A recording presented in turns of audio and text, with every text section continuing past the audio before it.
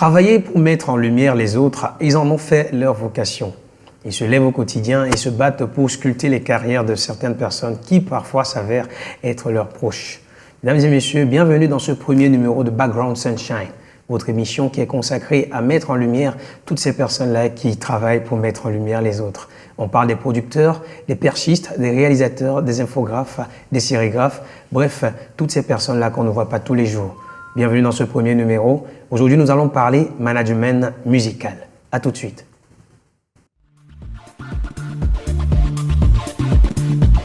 Alors, il est là aujourd'hui avec nous, c'est notre invité. Il va nous parler de management musical, vu que lui-même, il est un acteur du domaine. Il s'appelle Franck Wamba, qu'on va recevoir dans quelques secondes. Bonjour, monsieur Franck Wamba. Bonjour, monsieur Byron. Alors, comment allez-vous? Je vais très bien et vous? Vous aimez la maison? Ah, ça. Alors, bienvenue chez UN Media. Merci, c'est pour l'émission Background Sunshine. Merci. Alors, qui est Franck Wamba? Alors, je me nomme Franck Wamba, je suis spécialiste en marketing digital. Côté expérience professionnelle, du moins commençons par expérience académique. J'ai un BTS en communication, une licence en marketing et un master en gestion de projet. Alors, je suis également manager d'une agence marketing de la presse et je suis manager d'artistes, comme vous l'avez si bien dit. Et très récemment, je me suis également lancé dans le domaine de la production des artistes, donc je suis également producteur. D'accord. Vous avez dit que vous êtes manager d'artistes. Oui. C'est quoi un manager d'artiste au Cameroun? Un manager d'artiste. Alors, être manager d'artiste, je considère cela d'abord comme étant être un conseiller pour son artiste. Donc, le métier de management d'artiste, c'est d'abord du conseil. Du conseil parce qu'un artiste seul, on dit souvent seul, on va vite, mais ensemble, on va loin. Exactement. Un artiste également en a besoin. Donc, être manager d'artiste, c'est conseiller l'artiste, par exemple, sur le choix du label, conseiller l'artiste sur le choix de l'éditeur, conseiller également l'artiste sur le choix des différents partenaires, en gros, avec qui il va travailler. Donc, dans manager d'artiste, on parle généralement dans le domaine de la musique de showbiz. Dans showbiz, il y a le côté show. Ça relève des prérogatives de l'artiste. Et il y a le côté biz, le côté business. Bien sûr. Donc, c'est en gros, c'est un manager. Gérer le côté business, faire en sorte que l'artiste se rapporte d'abord de l'argent à lui-même et à nous-mêmes les managers et aux différents partenaires également. Donc, on note là que le rôle de manager, du moins le manager selon vous, c'est le conseiller de l'artiste. C'est celui qui amène l'artiste dans un aspect un peu plus financier. Pas seulement financier, parce que le manager, on va en parler plus tard, mais le manager est également comme la deuxième maman de l'artiste. D'accord. Donc, il y a des artistes capricieux, par exemple, il va falloir les caresser parfois dans le sens du poil et parfois dans le sens inverse également. Donc là, ça n'a rien à voir avec le côté financier, il faut gérer ses émotions en fait. D'accord. Donc c'est également ça. Et le métier de manager, c'était un choix, une passion ou alors c'était juste un métier qui vous est tombé sur la tête comme ça? Alors, comme pour plusieurs managers ici au Cameroun particulièrement, le métier de manager d'artiste m'est tombé sur la tête. Il est tombé sur la tête comment? Parce qu'il y a de cela environ 3 ans. Je connaissais l'artiste Kotoboy d'ailleurs, dont je suis manager, et il n'avait pas en ce moment-là de manager d'artiste. Je le suivais depuis longtemps et j'aimais ce qu'il faisait. Il n'avait pas de conseiller? Conseiller, non, on va dire non, pas. À ce moment, vous avez dit que le manager était un conseiller. Il n'avait pas de conseiller justement. Voilà. Donc il a fait appel parce qu'il avait pesé le pour et le contre et se connaissant depuis longtemps et ayant étudié ensemble, parce qu'on a étudié ensemble, il s'est dit, côté business, j'ai toujours eu ce sens du business là. Il s'est dit pourquoi pas être accompagné par quelqu'un qui peut essayer de vendre ce que je fais. Donc c'est à ce moment qu'il a fait appel à moi et c'est là qu'a commencé l'aventure dans le domaine du management des artistes. Voilà, justement, il a fait appel à vous parce que vous étiez un intime à lui et que vous aviez quelques compétences sur le domaine. Mais maintenant, si c'est qu'un artiste doit recruter un manager lambda, c'est-à-dire qu'un artiste ne fait absolument confiance à personne dans son entourage et qu'il doit recruter un manager lambda comme ça, et quels sont les critères qu'il aimerait retrouver chez ce dernier? Alors, déjà, en général, pour recruter un manager, on essaie de regarder, parce qu'avoir un manager, c'est pas évident. Tout le monde n'accepte pas de manager un artiste parce que pour le faire, il faut d'abord aimer ce qu'il fait et regarder un certain nombre de paramètres. Maintenant, pour manager, pour choisir, faire le choix de son manager, il faut d'abord regarder à ses compétences en lui-même d'abord. Parce que le métier de manager ne s'improvise pas en fait. Même si il a l'habitude de s'improviser dans notre contexte à nous, il y a un minimum de compétences dont il faut avoir, notamment le côté business. Il faut être un bon gestionnaire. Il faut être un bon gestionnaire et tout le monde ne va pas l'être, mais il faut au moins être organisé et discipliné. Parce que les artistes ont l'habitude d'être très indisciplinés, ils aiment la fête, et le manager, le correcteur. Voilà, pas seulement pas forcément le correcteur, mais celui qui va essayer de limiter en fait la dose, on va dire. Donc essayer de faire en sorte qu'il ne déborde pas certaines limites qui vont entraver sa carrière. Alors en tant que manager, c'est quoi la plus belle chose qui vous soit arrivée dans votre carrière de manager? Déjà dans le domaine de la musique, la plus belle chose c'est de m'être trempé dans ce milieu en fait. Parce que c'est un métier ou du moins un domaine dans lequel, un domaine que je regarde à distance, je regardais à distance, j'aimais. Je ne comprenais pas forcément ce qui se passait, je voyais juste le produit fini.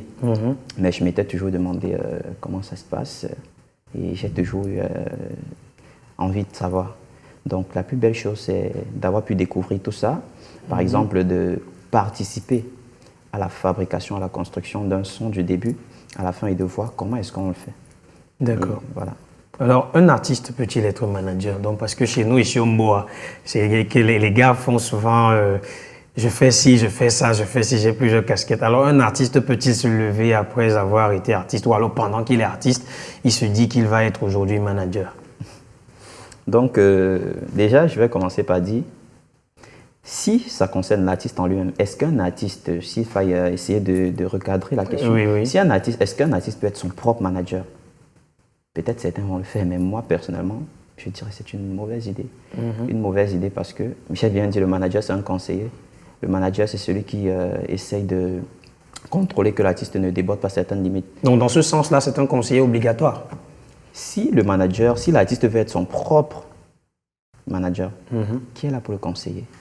S'il va, par exemple, à une fête et qu'il doit il doit prester dans, disons, une semaine, et qu'il y va avec des potes, on a bien dit des potes. Les potes, ils vont t'amener à boire davantage encore et encore. Ils vont penser à la fête et tout. Voilà. Mais le manager, justement, c'est celui-là qui va soit dire non, tu ne peux pas sortir aujourd'hui parce que tu as une prestation d'ici je ne sais combien de temps. Ou alors, tu peux sortir, mais il y a des limites et l'accompagner pour le ramener justement. Filtrer la compagnie. Vous faites souvent ça aussi, filtrer les potes de votre poulain?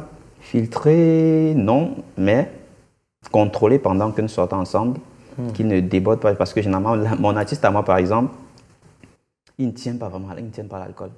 Et voilà. Donc quand il boit un verre, il parle là. Voilà, donc il faut parfois se dire, parce que on avait par exemple une prestation à donner très récemment dans le cadre avec le groupe, c'était le groupe UCB. Il y avait une prestation à donner du côté de Carrefour. Et la soirée d'avant, nous étions à l'anniversaire d'un ami, par exemple. Il y avait de l'alcool à côté de nous. On était bien tentés de boire, mais le lendemain, il fallait le métier imposait. Voilà. Donc, j'étais obligé de lui rappeler à chaque fois. Non, la dose de whisky que tu viens de mettre dans ton verre, réduit. On va verser de l'eau à l'intérieur. Et il t'écoutait? Ah, bien sûr. J'ai la chance de travailler avec quelqu'un d'assez discipliné. Compréhensif? Ouais, compréhensif et qui se soucie également de sa carrière, c'est le plus important. D'accord. Alors, justement, on arrive à cette partie qui est souvent très cruciale dans le milieu, hein, la partie des conflits. Comment est-ce qu'on gère on va prendre ça sur deux volets. D'abord, le premier volet, comment est-ce qu'un manager et un artiste peuvent gérer un conflit dans la mesure où le manager veut se faire voir plus que l'artiste? J'espère que ce n'est pas ton cas. Parce qu'il y a des managers, voilà. Il y a des managers qui veulent être... C'est vrai que notre émission est là pour vous mettre en valeur, mais il y a des managers qui veulent même souvent chanter à la place de leurs artistes. Donc c'est justement, je veux votre opinion par rapport à ce genre de cas-là. Alors, déjà, je vais commencer par dire, il faut mettre des points sur les i. Ça n'a rien de normal. Il faut qu'on soit au moins clair là-dessus. Le manager n'est pas censé... vouloir s'attirer toutes les lumières de l'artiste. Il est manager. Parfois, c'est comme on va parler d'un informaticien dans une entreprise. C'est comme si l'informaticien voulait devenir celui qui est responsable d'échanger avec les médias. Tu es informaticien, donc à la base, tu dois assumer de travailler en back-office. D'accord. C'est ce que ton métier demande. Tu vas concevoir un site internet par exemple et c'est celui qui va vendre le site internet, ou du moins tu vas travailler sur un projet et c'est celui qui va le vendre devant les caméras qui va parfois s'attirer des royalties. Voilà, mais tu dois l'assumer, tu n'es pas communicateur. Donc à la base, c'est une mauvaise idée. Maintenant, comment gérer cela? Bref, essayer d'abord à la base, avant de choisir son manager, de s'assurer de... Faire un test de personnalité. Oui, un test de personnalité. Bon, essayer de connaître même d'abord la personne parce qu'on ne va pas dire un inconnu, une personne lambda va venir et devenir mon manager. Or, on sait la proximité qu'il y a entre un artiste et un manager. D'accord. Tu ne vas pas te mettre à travailler avec quelqu'un dont tu ne connais pas sa personnalité, tu ne sais pas quel genre de personne il est. Alors que c'est lui qui va t'accompagner au jour le jour. Je pense que le manager est la personne la plus proche dans l'équipe de l'artiste. Il est censé défendre ses intérêts. Voilà. Si ce sont ses propres intérêts qu'il veut défendre. Alors bien sûr, là c'était le premier volet. Ouais. Maintenant on a un second volet. Le volet selon lequel le manager, à un moment du conflit avec l'artiste, il arrive à détruire tout ce qu'ils ont déjà eu à construire ensemble. C'est-à-dire qu'il y a contrariété entre les deux. Le manager va détruire les pages réseau, par exemple, le saboter sur les réseaux, détruire le matériel. Alors, quelle est votre opinion par rapport à ça aussi? Parce que c'est très fréquent dans le business camerounais. C'est vrai que dans notre contexte à nous, c'est un problème très récurrent et qui entache d'ailleurs l'image de la musique camerounaise. Et personnellement, je pense que ce problème vient d'abord de la base. Donc, du lancement, des fondations de la relation entre le manager et l'artiste. C'est vrai, on va se dire, ok, c'est mon ami, c'est un proche à moi, je lui fais confiance, du coup, travaillons sans signer un contrat. On va le voir plus tard. Je pense que c'est de là que naît le problème. Donc, si à la base, il y a un contrat qui est signé entre le manager et l'artiste, comment se fait-il que lors de la séparation, un manager va se lever à aller supprimer les pages de l'artiste alors qu'il sait qu'il encourt peine? Peut-être c'est à cause de cette intimité-là qui vient du fait qu'on soit des amis de longue date, de la famille et autres. C'est cette intimité-là qui fait en sorte que, bon, il se dit à un moment donné, bon, comme je ne travaille plus avec lui, il va recommencer à zéro. Peut-être c'est à cause de ça. Et justement, si le manager d'abord, du moins l'artiste, il n'y a pas que le manager dans son équipe. Il y a également normalement un avocat lorsque tout se passe bien. Il y a également le côté label. Le label également peut intervenir à certains moments. Si tu es le label, ça veut dire que tu produis ton artiste. Et si l'artiste n'a pas le courage, par exemple, d'attaquer son manager ou d'essayer de corriger le problème, je pense que le label peut le faire s'il y avait un contrat, par exemple, ou conseiller l'artiste. Parce que le label, il y a des cas où c'est le label qui octroie à l'artiste un manager. Sauf si l'artiste, à la base, il y a un manager. Tu viens d'empiéter sur ma prochaine question. Donc, dans ces cas-là, je pense que s'il y avait un contrat, il y aura forcément une personne qui va se lever et dire mais attention. Voilà. Donc, en gros, ce qu'on peut retenir de tout ce que vous venez de dire, c'est que, hormis la relation d'intimité qu'il y a entre l'artiste et son manager, il est important qu'il y ait du papier. Toujours. Même si mettre de côté le côté amical. En fait, le contrat, on a l'habitude de penser que le contrat protège l'artiste seul. Mais le contrat protège les deux parties. Il protège l'artiste, il protège le manager. Parce que parfois, c'est l'artiste qui peut avoir certains débordements. Le contrat également est là, lors de la rupture, pour essayer de protéger le manager. On va voir des cas où l'artiste a été ingrat, on va voir des cas où l'artiste a voulu se récupérer tout le butin, on va voir des cas, etc. Le contraire là pour dire. Et ça vous est déjà arrivé avec vos artistes? Pour l'instant, non, pas du tout. Et j'espère que ça n'arrivera pas. Et bon, on ne souhaite pas, hein, dans le cas où ça arrive, comment est-ce que tu vas gérer? Puisque je suis déjà averti, maintenant, parce qu'on dit qu'il faut tirer des leçons de ce qui se passe dans son environnement. Un contrat a déjà été signé, donc je pense que le contrat est là pour résoudre ce genre de problème. Alors lui, il s'est muni des précautions nécessaires pour ne pas ce qu'on voie son visage sur les réseaux comme étant un manager médiocre ou alors un manager qui n'est pas à la hauteur de sa compétence. Il s'appelle Franck Wamba, il est là aujourd'hui avec nous pour nous parler de management musical. On se retrouve après la pause. Nous sommes de retour à la maison, nous sommes de retour sur ce plateau UN Media, votre télévision. Alors, je suis avec M. Franck Wamba, le manager 4.0. Il faut le dire comme ça, 4.0, alors vous êtes à 8.0. Commençons par 2.0. Mais on a dépassé le 2.0 depuis. Hein. Je suis débutant. Ça, j'aime bien. Alors, Monsieur Wamba, quels sont les projets que vous avez déjà eu à réaliser avec vos artistes? Alors, avec principalement l'artiste Kotoboy, parce qu'actuellement, j'ai à mon actif 2 artistes. Et le deuxième, il est très récent. Donc, je vais beaucoup plus parler de Kotoboy. Donc, avec Kotoboy, on a déjà eu à enregistrer, par exemple, le titre Addiction.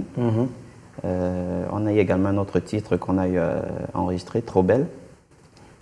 Il y a quelques autres projets qu'on a déjà eu à lancer, mais la plupart de nos projets, parce que généralement, dans notre façon de travailler à nous, on enregistre généralement des sons lorsqu'on les trouve commerciaux, lorsqu'on les trouve intéressants. On les enregistre, mais ce n'est pas forcément pour la vente immédiate. Donc, on a plus de 10 sons actuellement en stock et on attend le bon moment, la bonne opportunité également pour les lancer. Déjà réalisé? Oui, déjà réalisé. Tout finalisé? Oui. Audio, on peut pas vidéo. On peut avoir quelques noms de réalisateurs, juste comme ça? Réalisateurs, oui. Oui, nous avons déjà travaillé avec Shaba Music, par exemple, avec le beatmaker Teddy Beats. Très bon d'ailleurs. Intéressant. Alors, en tant que manager, à quel pourcentage pensez-vous être impliqué dans la vie de votre artiste? Alors, comme je l'ai mentionné précédemment, avant d'être son manager, nous sommes d'abord amis. Donc, la relation entre nous est très intime. Donc, s'il faille donner un pourcentage, ce serait 80%. 80%. Ouais. Donc, vous vous dites tout. Ah, ça, ouais. Tout. Tu connais ses copines? Ah, ça. Il en a beaucoup. Même que je dis. Il en a beaucoup. Ouais. Non. Avoir beaucoup dans le sens où il a beaucoup de ruptures en tout cas. De rupture? Ah, ça. Ah, donc c'est un. C'est un lover en tout cas. Ah, c'est un lover. C'est un lover. Oh, je lui souhaite bonne chance. Hein. Parce qu'avec les femmes, c'est jamais. Ouais, je dis ça, je dis rien. J'espère que Laetitia m'écoute. Si je vous parle de quelques dates, vous pourriez me dire quelque chose par rapport à, disons, des années? Vu qu'on est en contexte Covid, je commencerai par l'année 2019. 2019. Oui. Alors, le métier de manager d'artiste, je m'y suis lancé il y a de cela 3 ans. Donc, c'est en 2019 que l'aventure commence. Lorsqu'on parle de 2019, musicalement parlant, c'est directement à ça que je pense. L'année où j'ai vraiment commencé à me plonger dans ce domaine-là. Vous n'avez pas eu de conflit en 2019? Pas de conflit entre... J'ai une mémoire vraiment très volatile. Donc, donc vous retenez les bonnes choses, les mauvaises, vous les oubliez? Les mauvaises, je ne les oublie pas, mais ça dépend du degré et du moment aussi. Donc là, tout de suite. D'accord. Et bon, quittons de 2019 pour 2020. 2020, personnellement parlant, je pense que si j'essaie de... L'année Covid? Oui, au-delà du Covid, d'abord, je me suis mis en couple avec une fille... avec une fille qui était... C'était la première relation? Non, mais c'était une fille qui m'a vraiment marqué, donc... Et ça a dérangé le travail?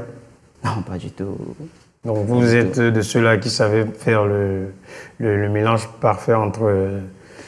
Ouais, pour l'instant, en tout cas, l'un n'a pas empiété sur l'autre. D'accord. Donc 2020, c'est également l'année où, professionnellement parlant, j'ai dû monter en compétence pour essayer de m'adapter à la situation qu'on a tous connue, le Covid. Et il y a également eu beaucoup de pertes, donc côté décès. Musicalement parlant, on a par exemple Dibango, on a perdu nos légendes. Voilà. La plupart de nos légendes sont parties. Exactement. Et c'est tout, 2020, c'est tout? La mémoire, elle est volatile. Hein. Et 2021, l'apothéose? 2021, je me suis séparé de la fille en question. Non, mais tu m'en diras tant. Ah, ça. Qu'est-ce qui s'est passé? Pourquoi est-ce que c'est fini? J'ai joué le con. Hein. Au moins un garçon qui l'admet. Ah, ça. Alors, 2021, et sur le domaine du management? Dans le domaine du management, je dirais que j'ai vu Kotoboy passer à une autre étape, à un autre niveau de sa performance parce qu'il s'est beaucoup amélioré. C'est quelqu'un qui s'autocritique très bien et il a réussi à passer à une autre étape de son potentiel parce que je pense qu'il n'est pas encore assez exploré. Et il a vraiment évolué. Et on a également lancé un certain nombre de projets. Je pense que 2021, dans notre relation, nous promet beaucoup de bonnes choses en tout cas. D'accord. Alors, nous sommes déjà presque au terme de cette émission. Pour sortir, un conseil que vous aimeriez donner à des jeunes artistes ou des jeunes managers qui veulent se lancer justement dans le domaine du showbiz? Alors, je vais commencer par les jeunes artistes. Donc, comme le nom l'indique, ils sont jeunes et parfois très naïfs. Oui. Ils ont tendance à se dire que si j'ai du talent, alors je vais forcément réussir et attirer mon épingle du jeu. Mais ils oublient une chose, c'est que, on l'a dit, showbiz. Showbiz. Tu peux bien chanter, tu peux fabriquer un produit de très bonne qualité, mais si personne ne le connaît, Il sera tu pas vendu. resteras pauvre. Bien sûr. Voilà, donc, Là, c'est le manager qui parle. voilà. Donc, les artistes doivent pouvoir s'entourer de bonnes personnes. Essayez de vous trouver, donc là je m'adresse aux artistes, essayez de vous trouver des personnes dans votre entourage en essayant de regarder à des critères comme la discipline. Est-ce qu'ils sont disciplinés? Est-ce qu'ils se connaissent dans le domaine de la gestion? Et est-ce qu'ils aiment ce que vous faites? Parce que c'est ça qui est important. Très rapidement, un conseil aussi aux managers, aux jeunes managers. Aux managers, bon, formez-vous, tout simplement, montez en compétences. Parce que ça ne s'improvise pas ce métier, il faut se former lorsqu'on se Et il s'appelle Franck Wamba, il nous a émerveillés pendant les 26 minutes passées. Voilà. Il nous a parlé du management musical, nous avons été très ravis de l'avoir avec nous. J'espère, chers téléspectateurs, que cette émission a été aussi édifiante pour vous comme elle a été pour nous. Je vous donne rendez-vous samedi prochain, mais en attendant, vous restez scotchés sur nos pages réseau Facebook et YouTube UN Media.